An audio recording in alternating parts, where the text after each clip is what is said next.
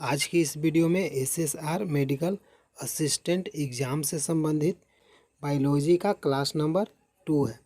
Total आपका 1000 important प्रश्न है जो आपके एग्ज़ाम में बार बार पूछा जाता है।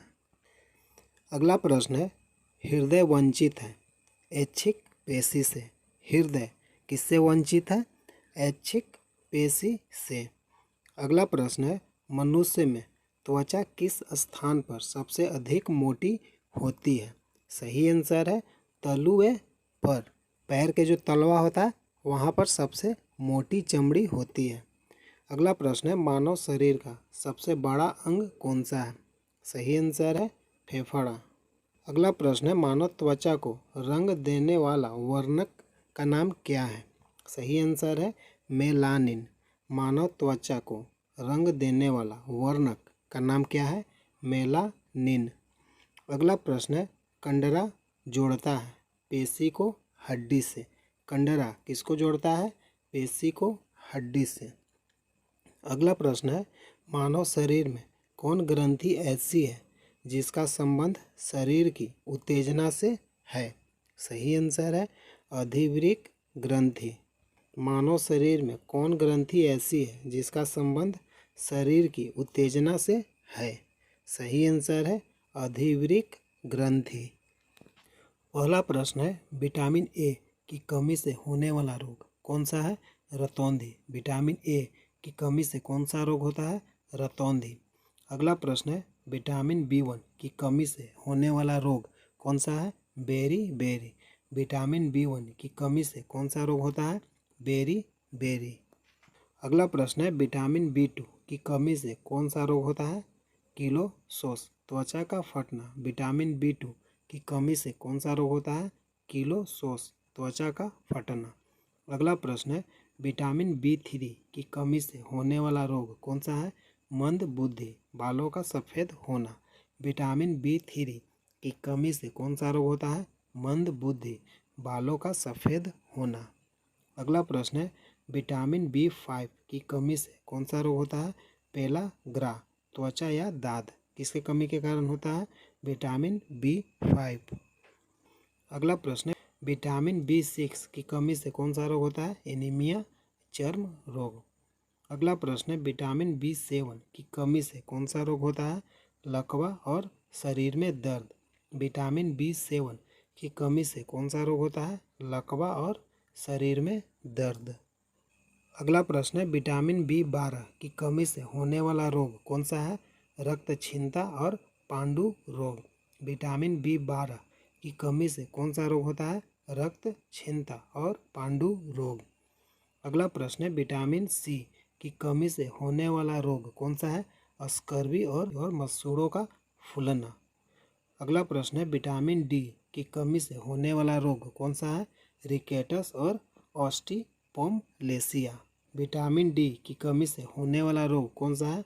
रिकेटस और ऑस्टियोपोमलेसिया। अगला प्रश्न है, विटामिन ई की कमी से कौन सा रोग होता है? नपुंसकता और बांध्यता। विटामिन ई की कमी से कौन सा रोग होता है? नपुंसकता और बांध्यता। अगला प्रश्न है, विटामिन के की कमी से होने वाला रोग कौन सा है? रक्त का थक्का न बनना। विटामिन के की कमी से कौन सा रोग होता है? रक्त का थक्का न बनना। अगला प्रश्न है, आदमी के कंठ के किस भाग को अवटु उदर्थ एडम्स एप्पल कहा जाता है? सही आंसर है थायराइड उपास्थि। अगला प्रश्न है, मानव का मस्तिष्क लगभग कितने ग्राम का होता है? सही आंसर है 1350 ग्राम। अगला प्रश्न है, मानव शरीर में सबसे लंबी अस्थि का नाम क्या है? सही आंसर है उरु अस्थि। मानव शरीर में सबसे लंबी अस्थि का नाम क्या है? उरु अस्थि। अगला प्रश्न है, मुख्यतः इसकी उपस्थिति के कारण मानव शरीर उच्च वायुमंडलीय दाब के अंतर्गत भी बिना कुचला रहता है। सही आंसर है कोशिकाओं में तरल। मुख्यतः किसकी उपस्थिति के कारण मानव शरीर उच्च वायुमंडलीय दाब के अंतर्गत भी बिना कुचला रहता है? सही आंसर है कोशिकाओं में तरल के उपस्थिति के कारण। अगला प्रश्न है, आँख के रेटिना की परंपरागत कैमरे के निम्नलिखित में से किस भाग से तुलना की जा सकती है? सही आंसर है फिल्म। आँख के रेटिना की परंपरागत कैमरा फिल्म की तरह काम करता है। अगला प्रश्न है, रक्त जमने में किस तत्व की मुख्य भूमिका होती है? सही आंसर है कैल्शियम, Ca। अगला प्रश्न है, मनुष्य में सामान्य निरनन रुधिर शर्करा स्तर प्रति 100 ml रुधिर होती है कितना mg के बराबर? 80 से 100 mg। अगला प्रश्न है, अधिक ऊंचाई पर मानव शरीर में लाल रक्त कणिकाएं की संख्या क्या होता है? संख्या में बढ़ जाएगी। अधिक ऊंचाई पर मानव शरीर में लाल रक्त कणिकाएं की संख्या में बढ़ जाएगी, यानी संख्या में वृद्धि होगा। अगला प्रश्न है, मानव रुधिर में कोलेस्ट्रॉल का सामान्य स्तर क्या है? सही आंसर है 140 से 180 mg। अगला प्रश्न है, यदि किसी व्यक्ति की रुधिर वाहिकाओं की त्रिज्या कम हो जाए तो उसका रक्तदाब बढ़ेगा। यदि किसी व्यक्ति की रुधिर वाहिकाओं की त्रिज्या कम हो जाए जो उसका रक्तदाब बढ़ेगा। अगला प्रश्न है, मानव शरीर के किस अंग में लसिका कोशिकाएं बनती है? सही आंसर है दीर्घ अस्थि। अगला प्रश्न है, स्तनपायियों में अस्वेद ग्रंथियां मूलतः संबंधित है। सही आंसर है ताप नियमन से। अगला प्रश्न है, मानव हृदय में कक्ष की संख्या कितनी है? सही आंसर है मानव हृदय में कक्ष की संख्या 4 है, 4 चेंबर होता है। अगला प्रश्न है, मधुसूदनी अंतःस्राव एक ग्लाइकोलिपिड है। मधुसूदनी अंतःस्राव एक क्या है? ग्लाइकोलिपिड। अगला प्रश्न है, मानव शरीर में पैरों की हड्डियां हैं फिबुला और टिबिया। मानव शरीर में पैरों की हड्डी का नाम क्या है? फिबुला और टिबिया।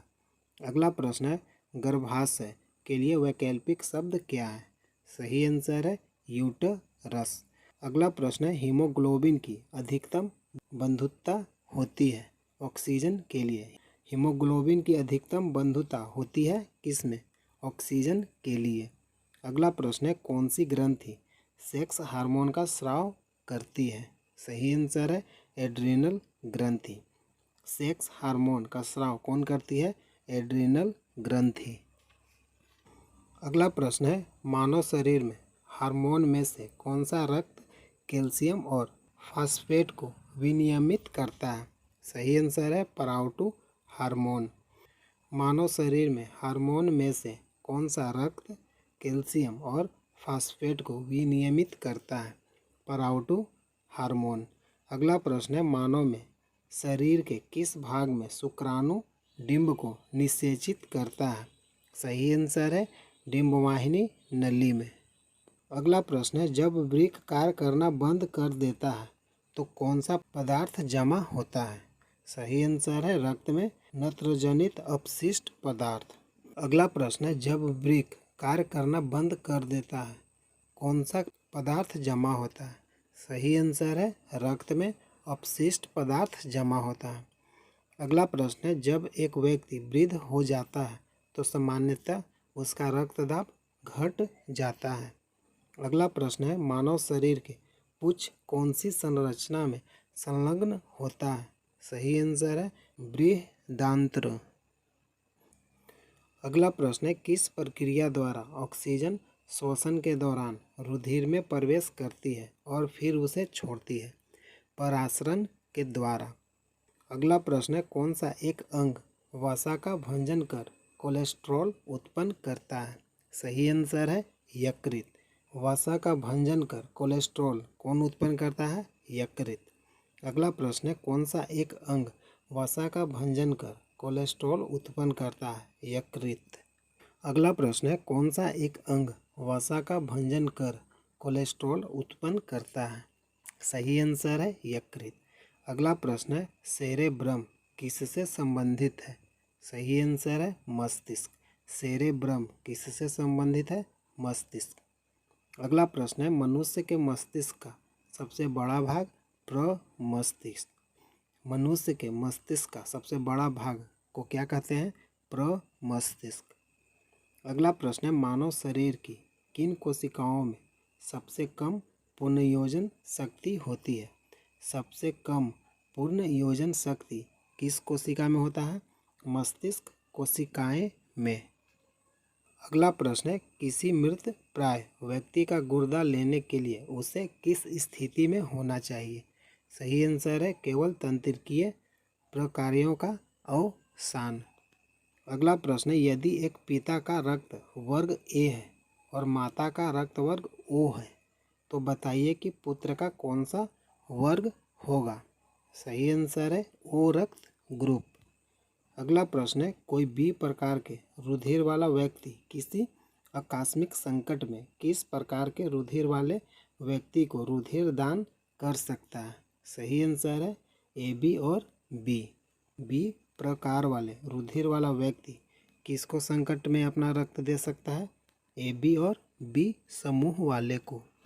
अगला प्रश्न है, यदि माता और पिता में से एक का रुधिर वर्ग ए बी है और दूसरे का ओ है तो उसके बच्चे का संभावित रुधिर वर्ग क्या होगा? सही आंसर है ए या बी होगा। अगला प्रश्न है, संतानों की भ्रूणीय अवस्था में माता के गर्भाशय के अंदर ही रक्त का थक्का बनने से मृत्यु हो जाती है। इस रोग को इरिथ्रोब्लास्टोसिस फिटेलिस कहा जाता है। इसका कारण क्या है? सही आंसर है पिता का RH प्लस तथा माता का RH माइनस का होना। अगला प्रश्न है, कौन सा रक्त समूह सर्वाग्राही है? सही आंसर है ए बी। सर्वाग्राही रक्त समूह का नाम क्या है? A B. अगला प्रश्न है, ए बी रक्त वर्ग वाले व्यक्ति को सार्वत्रिक ग्राही कहा जाता है क्योंकि उसके रक्त में प्रतिपिंड का अभाव होता है। अगला प्रश्न है, सार्वत्रिक ग्राही यूनिवर्सल रिसेप्टर कौन से रुधिर वर्ग का होता है? सही आंसर है ए बी। अगला प्रश्न है, कौन सा रक्त वर्ग सार्वत्रिक दाता यूनिवर्सल डोनर होता है? सार्वत्रिक दाता कौन सा रक्त समूह है? ओ। सार्वत्रिक दाता कौन सा है? ओ। और सर्वाग्राही रक्त कौन है? A B. रक्त समूह सर्वाग्राही कौन है? A B. सर्वार्थिक दाता यानी देने वाला कौन है? O B. Universal donor O group. अगला प्रश्न है, यदि किसी पुरुष का रक्त वर्ग ए बी हो तथा महिला का रक्त वर्ग बी हो तो उसकी संतानों में से कौन सा रक्त वर्ग उपस्थित नहीं हो सकता? सही आंसर है ओ। अगर पिता का ए बी है माता का बी है तो पुरुष में उसके संतान में कौन सा रक्त नहीं होगा? O group. अगला प्रश्न है, मनुष्य में कुल कितनी हड्डियां होती है? सही आंसर है 206। अगला प्रश्न है, नवजात शिशुओं में हड्डियों की संख्या लगभग कितनी होती है? सही आंसर है 206 या 208। अगला प्रश्न है, मनुष्य की खोपड़ी में कितनी अस्थियां होती है? सही आंसर है 8। अगला प्रश्न है, मनुष्य के शरीर में पसलियों के कितने जोड़े होते हैं? सही आंसर है 12। अगला प्रश्न है, शरीर की सर्वाधिक प्रबल अस्थि होती है जबड़े में। शरीर की सर्वाधिक प्रबल अस्थि कहाँ होता है? जबड़े में। अगला प्रश्न है, मानव शरीर की सबसे छोटी हड्डी स्टेपिस। अगला प्रश्न है, मानव शरीर की सबसे लंबी हड्डी फीमर।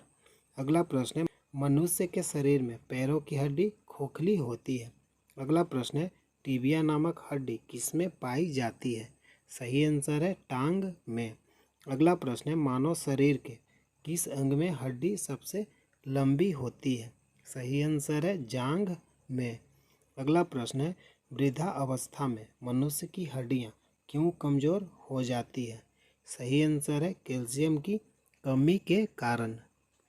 अगला प्रश्न है, एथलीट को किससे जल्दी और ऊर्जा मिलती है? सही आंसर है कार्बोहाइड्रेट से। एथलीट को किससे जल्दी ऊर्जा मिलती है? सही आंसर है कार्बोहाइड्रेट। अगला प्रश्न है, लंबे समय तक कठोर शारीरिक कार्य के पश्चात मांसपेशियों में थकान अनुभव होने का कारण क्या होता है? सही आंसर है ग्लूकोज का अवक्षय। अगला प्रश्न है, रक्त ग्लूकोज स्तर सामान्यतः व्यक्त किया जाता है। सही आंसर है भाग प्रति मिलियन में। अगला प्रश्न है शरीर में ऊतकों का निर्माण किससे होता है? सही आंसर है प्रोटीन से। शरीर में ऊतकों का निर्माण किससे होता है? प्रोटीन से। अगला प्रश्न है प्रोटीन को क्या माना जाता है? सही आंसर है शरीर का निर्माण करने वाला। अगला प्रश्न है एंजाइम मूल रूप से क्या है? एंजाइम मूल रूप से क्या है? प्रोटीन। अगला प्रश्न है जैविक सिस्टम में रासायनिक क्रिया की प्रक्रिया को तेज करने में उत्तरदायी पदार्थ का नाम क्या है? सही आंसर है एंजाइम। अगला प्रश्न है सोयाबीन में प्रोटीन का प्रतिशत कितना है? सही आंसर है 42%। सोयाबीन में प्रोटीन कितना प्रतिशत पाया जाता है? 42%। अगला प्रश्न है कैप्सूल का आवरण किसका बना होता है? स्टार्च का। कैप्सूल का आवरण किसका बना होता है? स्टार्च का। अगला प्रश्न है शहद का प्रमुख घटक फ्रक्टोस है। शहद का प्रमुख घटक क्या है? फ्रक्टोस। अगला प्रश्न है कौन सी शर्करा तत्काल ऊर्जा प्रदान करती है? सही आंसर है ग्लूकोज। अगला प्रश्न है शहद में मुख्यतः होते हैं कार्बोहाइड्रेट। शहद में क्या पाया जाता है? कार्बोहाइड्रेट। अगला प्रश्न है सर्वाधिक ऊर्जा प्रदान करता है कार्बोहाइड्रेट। सर्वाधिक ऊर्जा और शहद में मुख्यतः क्या पाया जाता है? कार्बोहाइड्रेट। अगला प्रश्न है मानव शरीर में कार्बोहाइड्रेट पुनः संग्रह होता है ग्लाइकोजन में। अगला प्रश्न है शाकाहारी अधिकतम प्रोटीन खाते हैं दालों से। शाकाहारी को अधिकतम प्रोटीन किस में मिलता है? दाल से। अगला प्रश्न है प्रोटीन का सर्वप्रथम स्रोत है। प्रोटीन का सर्वप्रथम स्रोत है सोयाबीन से। सोयाबीन में क्या पाया जाता है? प्रोटीन। अगला प्रश्न है मानव शरीर में वसा जमा होती है वसा ऊतक में। मानव शरीर में वसा कहाँ जमा होता है? ऊतक में। अगला प्रश्न है ऊँट बिना पानी के कुछ दिनों तक मरुस्थल में रहता है ऐसा वह कर पाता है किसके कारण? अपने कुबड़ में जमा किए चिकनाई का प्रयोग करके। अगला प्रश्न है दांतों में क्या होता है? सही आंसर है कैल्शियम। दांत में क्या पाया जाता है? कैल्शियम। अगला प्रश्न है किस तत्व का संबंध दांतों की विकृति के साथ है? सही आंसर है फ्लूओरीन। अगला प्रश्न है हृदय की धड़कन को नियंत्रित करने के लिए कौन सा खनिज आवश्यक है? सही आंसर है पोटेशियम। हृदय की धड़कन को नियंत्रित करने के लिए कौन सा खनिज आवश्यक है? पोटेशियम। अगला प्रश्न है सागरीय खरपतवार किसका महत्वपूर्ण स्रोत है? सही आंसर है शैवाल। अगला प्रश्न है आयोडीन का सर्वोत्तम स्रोत है शैवाल। अगला प्रश्न है उपस्थिति तथा हड्डियों के निर्माण और संपोषण में आवश्यक तत्व होता है। सही आंसर है कैल्शियम। अगला प्रश्न है दास कोशिका अरक्तता रोग किसकी अपसामान्यता के कारण होता है? सही आंसर है लाल रुधिर कोशिका के कारण। अगला प्रश्न है प्रचुरतम मात्रा में खाद्य प्रोटीन के दो स्रोत कौन से हैं? सही आंसर है सोयाबीन और मूंगफली। अगला प्रश्न है दूध में प्रोटीन और कार्बोहाइड्रेट के अतिरिक्त पोषणदायक अन्य तत्व में सम्मिलित है कैल्शियम और पोटेशियम। अगला प्रश्न है सीमेंट और अस्थियों दोनों में विद्यमान तत्व का नाम क्या है? सही आंसर है कैल्शियम। सीमेंट और अस्थियों दोनों में कौन सा तत्व पाया जाता है? कैल्शियम। अगला प्रश्न है किसकी कमी से एनीमिया रोग होता है? सही आंसर है आयरन। लोहा के कमी के कारण किसकी कमी से एनीमिया रोग होता है? आयरन। लोहा की कमी के कारण। अगला प्रश्न है किस विटामिन का संबंध रक्त थक्का से है? सही आंसर है विटामिन के। अगला प्रश्न है मानव शरीर में औसतन ऑक्सीजन का तत्व कितना प्रतिशत होता है? सही आंसर है 50%। अगला प्रश्न है पालक के पत्तों में किसकी मात्रा सबसे अधिक होती है? सही आंसर है आयरन। पालक के पत्तों में क्या पाया जाता है? आयरन। लोहा पाया जाता है। अगला प्रश्न है सबसे अधिक आयरन किस में पाया जाता है? सही आंसर है हरी पत्तेदार सब्जियां में। अगला प्रश्न है, मूत्र के स्रवण को बढ़ाने वाली औषधि को क्या कहते हैं? सही आंसर है डायूरेटिक। अगला प्रश्न है, टाइफाइड से शरीर का कौन सा अंग प्रभावित होता है? सही आंसर है आंत। टाइफाइड से शरीर का कौन सा अंग प्रभावित होता है? आंत। अगला प्रश्न है, पेचिश रोग के लिए लॉर्डमेड पोटाज है? एक डाइट अमीबा। अगला प्रश्न है, आँखों की दूरदृष्टि की बीमारी आदिम कारण होता है? नेत्रगोलक के छोटे होने से। आँखों की दूरदृष्टि की बीमारी किसके कारण होता है? नेत्रगोलक के छोटे होने के कारण। अगला प्रश्न है, हैजा का पनपने का कारण क्या है? हैजा किसके कारण होता है? जीवाणु के कारण। अगला प्रश्न है, जनजातीय जांच के लिए एलिसा परीक्षण होता है? एड्स में। एलिसा परीक्षण किस में किया जाता है? एड्स के लिए। अगला प्रश्न है, एवियन इन्फ्लुएंजा बर्ड फ्लू विषाणु को किससे निरूपित किया जाता है? सही आंसर है H5N1। बर्ड फ्लू किसके कारण होता है? विषाणु के कारण निरूपित किया जाता है H5N1। अगला प्रश्न है, किसकी कमी से होता है विनाशकारी प्रभाव? फ्लोरीन के कारण। विनाशकारी प्रभाव किसके कमी से होता है? फ्लोरीन। अगला प्रश्न है, बेरियम मील का प्रयोग होता है आहार नली की एक झलक के लिए। अगला प्रश्न है, गूढ़ा पत्थरी का पता लगाने के लिए किस प्रतिबिंबीय यंत्र का प्रयोग किया जाता है? सही आंसर है CTI स्कैन। गूढ़ा पत्थरी का पता लगाने के लिए किस प्रतिबिंबीय यंत्र का प्रयोग किया जाता है? CTI scan. अगला प्रश्न है, घास आधारित खाद्य पदार्थ कैंसर जनित होते हैं, परत इनमें प्रचुर होती है, वसा की। अगला प्रश्न है, किस भारी वस्तु की विषा खुराक लीवर सिरोसिस पैदा होता है? कॉपर के कारण। अगला प्रश्न है, मानव शरीर में रक्त की खुराक के बारे में गुप्तचर कहते हैं? एस्कीमिया। अगला प्रश्न है, टायटोमी का जनक साल्मोनेला टाइफी द्वारा हुआ। अगला प्रश्न है, BCG प्रतिरक्षण होता है टीबी के लिए? BCG किसके लिए होता है? टीबी के लिए। अगला प्रश्न है, कार्बोहाइड्रेट के अलावा हमारे आहार में ऊर्जा का एक प्रमुख स्रोत होता है, वसा। अगला प्रश्न है, रक्त का थक्का हुआ पदार्थ बनने में कौन सा अवयव मदद करता है? सही आंसर है विटामिन की। रक्त का थक्का किसके कारण बनता है? विटामिन के। अगला प्रश्न है, BCG का स्टॉक टोकन का उपयोग करने के लिए किसका प्रयोग होता है? तपेदिक का। हेलो फ्रेंड, अगर वीडियो अच्छा लगा है लाइक कीजिए। प्रतिदिन बायोलॉजी से संबंधित इम्पोर्टेंट प्रश्न देखने के लिए चैनल को सब्सक्राइब कीजिए। जय हिंद, जय भारत।